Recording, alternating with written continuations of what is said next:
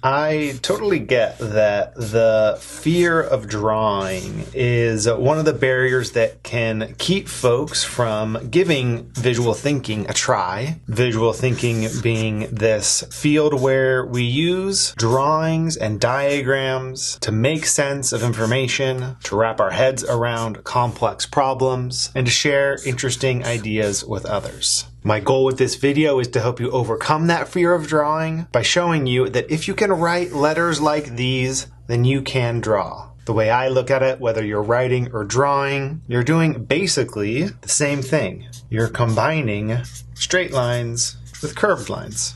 Straight lines and curved lines. Straight lines and curves.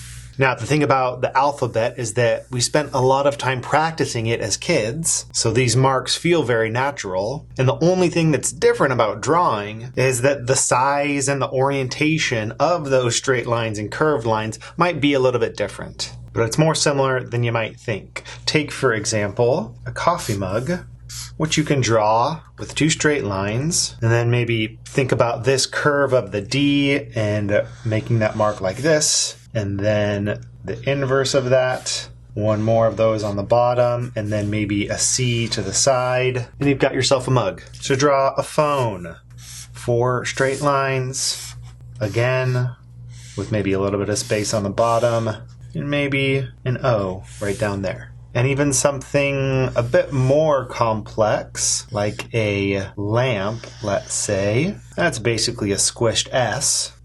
And then another one. Rectangle up top, another C or D right there, a few more curved lines, some straight lines, curves, straight, curves, straight.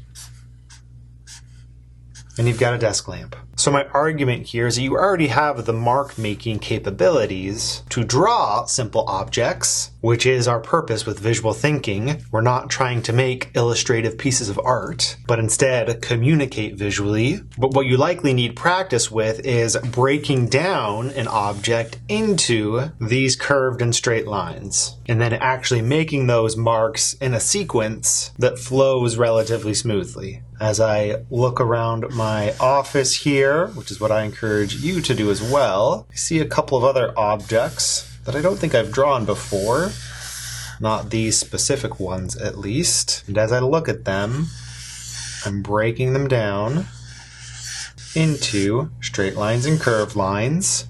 Really basic shapes here.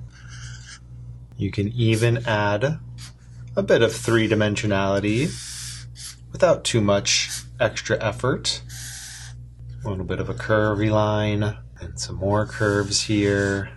And hopefully by now you recognize this as a pair of speakers. And after you've spent some time looking around your immediate environment, picking some objects, practicing this act of breaking them down into straight lines and curved lines, and then making those marks on the page, here are 2 more resources that you might find to be helpful in building your mark making skills. One is called the Noun Project, which is a collection of icons that can provide some great inspiration if you want to see a bunch more examples of what it looks like to simplify an object down into as few lines as possible. Because that's kind of our goal here. We want to be efficient in our mark making. Make less work for yourself by drawing something in as few lines as possible. The other resource I'd like to point out is my book, The Verbal to Visual Notebook, which is a set of activities to help you build your visual note-taking skills. If you want some practice making marks of different kinds, then the variety of prompts that you'll find within this book will keep you busy for days.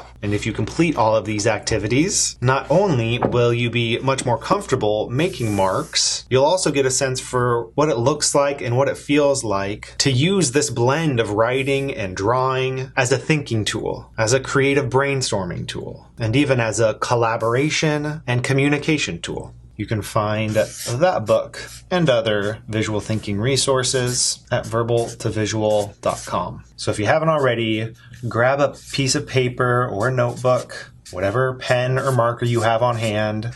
Start by writing out the alphabet in all caps. as a bit of a warm-up, and then try drawing something you see around you. Make these straight lines and curved lines. Get comfortable with the different size and orientation needed to represent simple objects. Before you know it, your fear of drawing will be gone. Thanks for watching. I'll see you in the next one.